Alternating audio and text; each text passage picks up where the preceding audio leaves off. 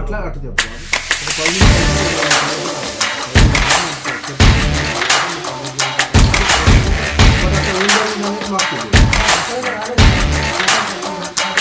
దయచేసి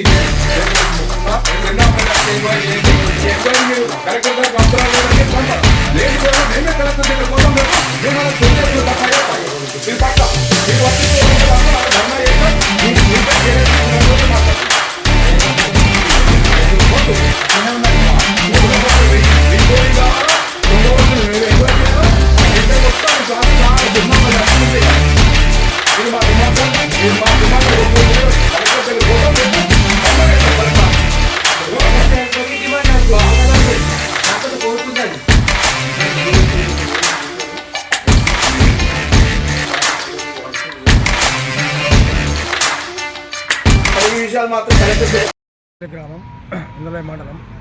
నేను సున్నాపల్లి గ్రామం నుంచి ఇక్కడ వార్డు నంబర్కు పోటీ చేస్తున్నాను.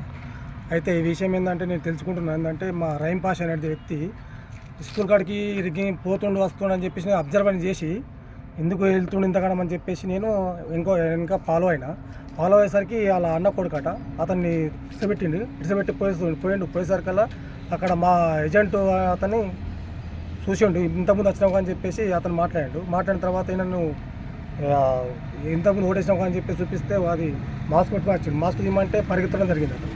అయితే అతను పరిగెత్తిన తర్వాత నేను ఏం చేసిన అతను వెంబడించి దొరకబట్టేసి పోలీసుకి అప్పచెప్పేసిన. అయితే అప్పటి నుంచి కూడా మాకు గొడవ అయిన తర్వాత పోలీసు అంతా వచ్చి అంతా చెదరగొట్టేసారు. చెదరిన తర్వాత కూడా మాకు ఇది ఎలక్షన్ కరెక్ట్ కాదా, మేము రద్దు చేస్తున్నామని చెప్పాము. కూడా పోలీసులు వచ్చి మమ్మల్ని అందరినీ వెళ్ళిపోండి అని చెప్పేస్తే జరిగింది. అయితే ఈ రిగ్గింగ్ ఆ రోజు అయితే ఈ రిగ్గింగ్ మాత్రం చేసిన రీపోలింగ్ అనే కావాలి. అతను మొత్తం బహిష్కరించారు. ఆరోకు మేము కంప్లైంట్ ఇచ్చినాం. ఆరో మనం పట్టించుకోకుండా అతను యథావిధిగా పనిచేస్తూనే ఉన్నాడు. అందులో యథావిధిగా పనిచేస్తున్నాడు. అయితే మేము 3 ఓట్ల తేడాతోటి పోయినాము. అయితే మాకు ఇతను దొరికిన తర్వాత మా లేడీస్ చెక్ చేసినాము. వీళ్ళు ఎంతమంది వచ్చారు సున్నాపల్లికి ఏం కదా. వాళ్ళు ఏంటంటే వచ్చిన వాళ్ళు 3 ఓట్లు పడ్డాయి, ఇక్కడ 10 మంది ఓట్లు పడ్డాయి ఇక్కడ. ఆ విషయం మాకు తర్వాత తెలిసింది. అరే వీళ్ళు లేడీస్ కూడా బాగానే వేసారని చెప్పేసి. అయితే జెంట్స్కి ఇంత రిగ్గింగ్ చేస్తే లేడీస్ అంతా చేయాలని చెప్పేసి మా ఆలోచనతో మేము ఈరోజు కాంపిటీషన్ జరిగింది. నిన్న కలెక్టర్ దగ్గరికి పోయినాము. కలెక్టర్ లేకుండే డిపిఓకు ఇచ్చాము కంప్లైంట్. డిపిఓ గారు ఇక్కడికి పంపించారు ఎండిఓ ఆఫీస్ కాడికి. అయితే ఇవాళ మేము ఇక్కడ సమావేశమై మేము మాట్లాడుతున్నాం. అయితే ఆరో గారు మమ్మల్ని ఏం మాత్రం పట్టించుకోకుండా యథావిధిగా పనిచేయడం జరుగుతుంది. మేము అక్కడ ఎన్ని గంటలు వెయిట్ చేసినా కానీ వస్తున్నా పోతున్నా అనుకుంటా అంతే మభ్యపెట్టిన దాన్ని ఆయన పని మాత్రం పూర్తి చేయలేడు. ఇదొకటి బయట ఉన్న ఓట్లు కూడా. సిర్నాపల్లి విలేజ్ ఇందలవాయి మండలం. మొన్న జరిగిన ఎలక్షన్ 14వ తారీఖు రోజు రహీం పాషా అనే వ్యక్తి కొంతమంది బయట వాళ్ళని తీసుకొచ్చి రిగ్గింగ్ అంటే ఫ్రాడ్ దొంగ ఓట్లు వేయించి 1వ వార్డు నుంచి పోటీ చేస్తున్న సుదర్శను మరియు గొల్లా సాయిలు వీళ్ళిద్దరు దాంట్లో ఆయన దొంగ ఓట్లతో గెలిచి అదే టైంలో లోపలికి వచ్చి ఉప సర్పంచ్ని ఎన్నుకునే సమయంలో లోపల ఉన్న ఆడవాళ్ళని కానీ వార్డు మెంబర్స్ని కానీ బెదిరించి మీరు ఎట్లా బయట తిరుగుతారు అనే ఉద్దేశంతో బెదిరించి ఆయన బలవంతంగా ఇష్టం లేని వాళ్ళను కూడా బలవంతంగా చేయి లేపించి మరి పేర్లు పెట్టి పిలవడం, ఎవరైతే వార్డు మెంబర్స్ ఉన్నారో వాళ్ళకి ఇష్టం లేకుండా కానీ పేర్లు పెట్టి పిలిచి ఆయన లేపడము, అట్లాంటి పనులు చేయడం వల్ల ఆయన ఉప సర్పంచ్గా ఎన్నికయ్యారని చెప్పేసి అనుకుంటున్నారు.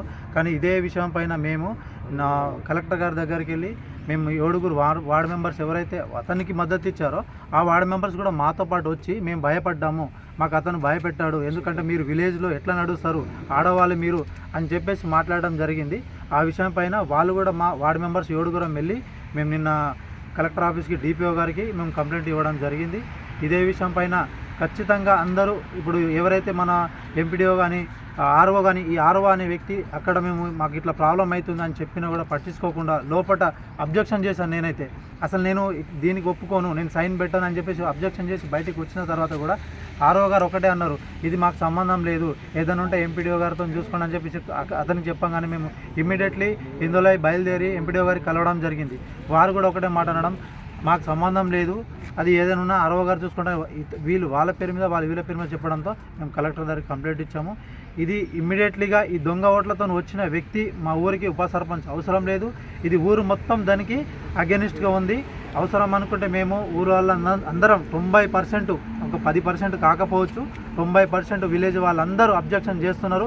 అలాంటి వ్యక్తి మాకు వద్దు, భయపెట్టి ఆడవాళ్ళని భయపెట్టి ఊరిని బెదిరించి అట్లాంటి వ్యక్తి మా ఊరి మీద ఎలాంటి పనులు చేయడానికి ముందుకు రారు. కాబట్టి మాకు అట్లాంటి వ్యక్తి వద్దు, నచ్చిన వాళ్ళను ఎన్నుకోనివ్వండి.